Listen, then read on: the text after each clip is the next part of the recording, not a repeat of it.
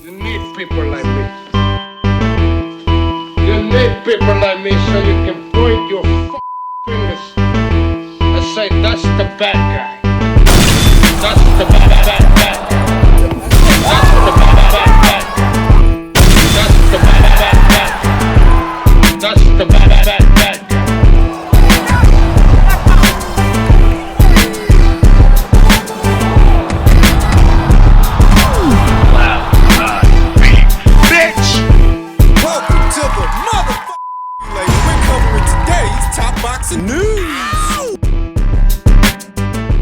Okay, we'll start with this. On the heels of her loss this past weekend in what was supposed to be her comeback fight, former champion Ebanie Bridges left a lengthy caption on her social media that reads, "Well, they do say if you try, you may fall. But if you don't try, you are guaranteed failure. I might not have got off in the W, but I said I'd get back in the ring in the first year after giving birth, which I did, and that for me was an achievement in and of itself. It was a tough fight to come back to after 2 years out and a baby. My opponent brang it, and we had a war. It was fun. It was a high-paced, competitive fight, but in the end, she showed her skills and was the faster, sharper, and busier boxer on the night. I congratulate her and her team and wish her great success in her career. I was determined to prove having a baby doesn't mean you have to retire, quit, stop the things you love, or give up on your own goals and dreams, as many women get told this. Hopefully I still did this to some degree." It's not so much having had the baby that is the hindrance for Ebanie.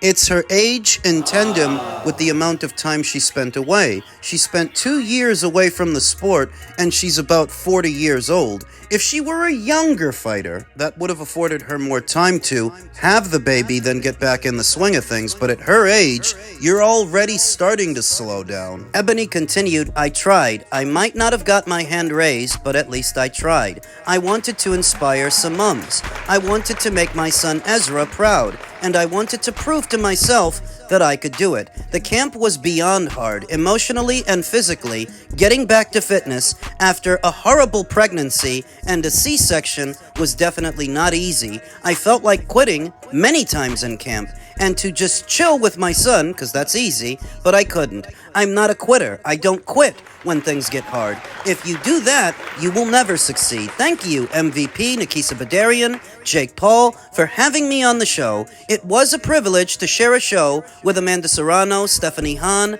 Holly Holm, and all the other great fighters. Now, I've got that first one out of the way. Thank fuck. I want to get straight back in." What? After spending a little time with my son and Kel, and enjoy it now, because I'm not fucking exhausted all the time. You know, when I saw the length of the caption, I half expected it to be Ebanie's retirement, her announcing that she's bowing out. She wants to keep fighting. I don't hold that against her, but at this stage and at this age, she's fighting more than just the girl that's in front of her. She's fighting Father Time, who we all know is undefeated. It's not the pregnancy, it's not giving birth. Dina Thorsland gave birth to a child a ways back, her first. And she was able to snap back to it because she was young enough to do it. It's not ageism. You often hear it said that boxing is a young man's sport. In this instance, a young woman's. And that rings true. She can keep fighting if she wants to keep fighting and if MVP wants to keep using her, but at what level will she compete moving forward when they just got you an easy one? They just got you a layup. You couldn't make it through that girl. That girl's been beat before. Alexis Mons has already been beat 2 times. It's not a given that Ebanie Bridges has to be jettisoned from the promotion just because she lost in what was her debut. Sharita Metcalf lost her MVP debut. The Sharnika Johnson fight, they still got her a fight after that with Crystal Rosado. So they could still get Ebanie a fight after that, but I don't think it's going to be an easy one. Maybe a fight with Sharita Metcalf. They've got history. Maybe a fight with Crystal Rosado, who boxed on the same show as Ebanie. So they can still use her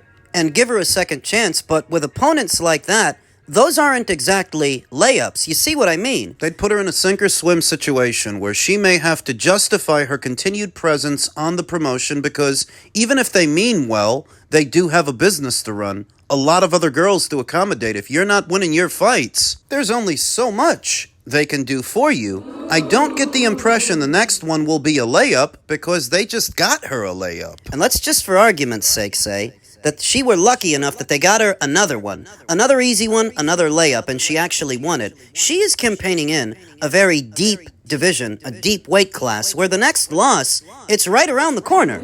At a moment in her career where time just isn't on her side. That's why I categorized the signing as being curious. Why would MVP pick her up at this stage and at this age? They can give her a second shot, they might. But the writing is on the wall. The bell tolls for Ebanie Bridges. In men's welterweight news, Brian Norman Sr. doesn't believe his son was outclassed by Devin Haney. Confidence, bravado, and hubris were detected in the voice of Devin Haney ahead of his world title clash against Brian Gortex. Brian, however, was just as loud in his approach. He believed in his son and was completely convinced he would retain against Haney. However, it was Haney who came out on top in their Ring 5 Night of the Champions co-main event on November 22nd, winning the WBO welterweight title. That wasn't Ring 5, that was Ring 4. Ring 5 was Night of the Samurai.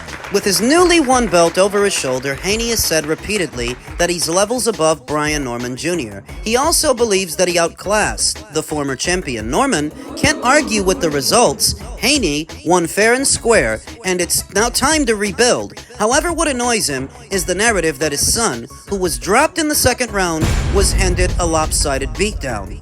Y'all said he was going to get outclassed, Norman Sr. told Mill City Boxing, but you've got one guy that landed 59 punches and another guy that landed 70 punches. That's an 11-punch difference over 12 rounds of a fight. Outside of the second round and a few sporadic moments, it wasn't the most fan-friendly fight. Haney landed just 70 of 271 punches, while Norman just threw 399 but only landed 15% of those shots. 59. Now Team Norman will head to the drawing board. Getting back to the mountaintop will take time, but they've vowed to do just that and earn a rematch with Haney down the line. Who the fuck wants to see them fight again? But while they work on the holes Haney exploited, Norman Sr. refuses to let anyone believe his son was obliterated in the ring on that night in Riyadh. 11 punches ain't outclassing by nobody, Norman Sr. continued. You can feel however you want to feel because of your emotions. Is he talking about us or himself? Listen, I'll be honest with you. I wouldn't sit there and get into a shouting match with anybody over whether or not Devin categorically outclassed Brian. The entire fight was a blur. After that knockdown in the second round, which was the most exciting thing that happened in the entirety of the fight, there were 10 other rounds where not a lot happened, making it your run-of-the-mill Devin Haney fight, because that's what your run-of-the-mill Devin Haney fight looks like. When a pure boxer is fighting their fight and winning their fight and having it all their way, that's what happens. And so if there is a perception that Devin not only beat but outclassed Brian, that's what fuels it. A pure boxer, every single round, works to slow the pace down, pot-shotting, only 1 and 2 punches at a time getting in, focusing on accuracy and efficiency, which doesn't make for the most exciting fight. But when they're fighting their fight and they're winning their fight, that's what's happening. Brian Norman Sr. says that Devin didn't land that many more punches than Brian did, but categorically, Devin doesn't throw that many punches anyway. Most pure boxers don't. So if there's not a huge discrepancy in how many punches he landed and how many punches your son landed, that's not saying much. The optics are still bad enough that you could argue that Brian got outclassed because you got knocked down in the second and were unable to return the favor, and there was no moment in that fight where you had Devin in trouble, where you had him on Queer Street, like, say, Jorge Linares did years ago. You're a bigger, younger guy than that guy, and you weren't able to do that. You're a bigger, younger guy than the version of Jojo Diaz that he fought years ago. There's a legitimate argument, if you watch both fights, that Jojo gave Devin a harder fight than Brian did. Nobody walked away from the Diaz fight or the Linares fight telling themselves that Devin outclassed those guys, but they did feel that way after your fight with him. You're grasping at straws, pulling up punch stats. And I'm no Monday morning quarterback. I had a rooting interest in Brian Norman. I wanted him to win. I think that we collectively would have been better off if it would have been Brian that had his hand raised than Devin. Boxing don't need more sugarfoot fighters. More pure boxers like Devin that don't put on fan-friendly performances, and it's for that reason I actually wanted Bryan to win. And due to Devin, what he did to Jin Sasaki, he's new to the weight, you're bigger, you're used to fighting guys this size, you should be able to mow him down, but he didn't do that. Gotta be objective. I personally think he did get outclassed. After a while, I wasn't paying that much attention to the fight. Like I said, after round 2, it was all a blur, but that's typical of a Devin Haney fight. So in that way, Devin got to fight his fight, and you couldn't do nothing about it. Sounds like you got outclassed. It's going to be interesting watching Bryan rebuild, because there are still other fights he can have. With the outliers, like himself. It's what he is now without a title. Stanionis fight, Shakram Giasov fight, maybe Sulaiman Sissoko, maybe Louis Crocker, maybe Patty Donovan, maybe Liam Botto. With the outliers, like himself. It's what he is now without a title. There is a question about his chin, his punch resistance. Devin Haney is widely perceived as another pillow-fisted Mayweather wannabe, but this is the guy who sat you down. This is the guy who dropped you, even if he didn't stop you. He did carve you up. He did bust your face all up. Devin Haney did that. What would somebody else do with more power, who throws more punches? So there is a question as to Brian Norman's punch resistance, his chin, but as stated, it will be interesting watching him rebuild to see where he pops up next. Now we know why he spent all that time ducking Boots. Devin did that. Imagine what Boots would have did to him. What about you and Mason? What do you think that would happen? You already know. Bill, you know what I'm going to say. You know he needs some clickbait. Well, yeah, all right. Are we stopping? I'm What are we stopping. doing? Do y'all think Mason gonna last 12 rounds with Kid? Like, I'm asking you, Mills. Do you think that? Stop it. Hold on. Well, we can't put him on the spot. I know we can't because he's a journalist and he gotta be politically correct. But I don't think anybody think Mason would be able to take Kid punches. Well, hold on, though. Rounds. We gotta always go back to his little flash knockdowns that happened twice. He got flash knocked down twice. Come on, we gotta be political. No, I'm being nice. I'm being nice. I'm not even trying to talk trash. You got your chin tapped. No, you're not being politically correct. Okay, wrong words. You got touched twice on your chin. Anybody could get touched. Right.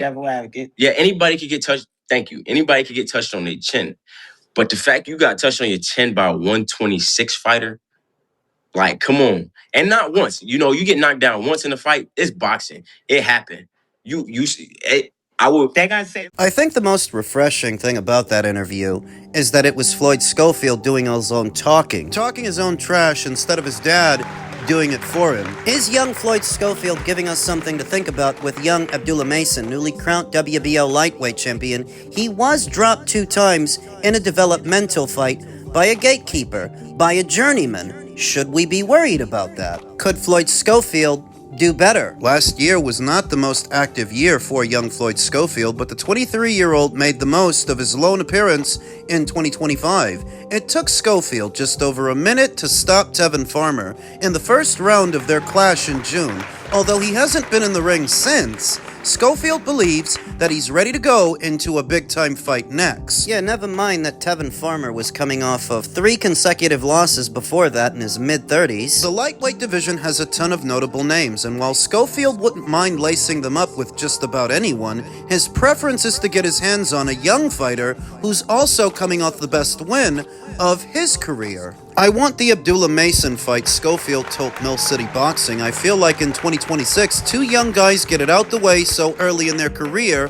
Who doesn't want to see that? The guy's asking for $10 million. Mason, 20-0 with 17 KOs, 21, picked up a world title in his first attempt on November 22nd at the A&B Arena in Riyadh, Saudi Arabia, thanks to his win over Sam Noakes. It was a back-and-forth fight of the year contender, but getting that decision made the Ohioan the youngest world champion in boxing at the moment. Schofield hasn't reached that position yet. He's pretty close via the WBA. What it'll take is for Gervonta to drop that title so Floyd can pick it up. Seeing a world title fight between 2 men who have yet to reach their physical primes would be an unusual but welcome change of pace. Marinating doesn't interest Schofield. Fighting Mason is one of his top priorities, and he believes he has enough to win the WBO title. Coincidentally, they're the ones putting up the roadblock. If you're expecting somebody to kick out $10 million million to you for that fight. We know that His Excellency has a penchant for paying above market value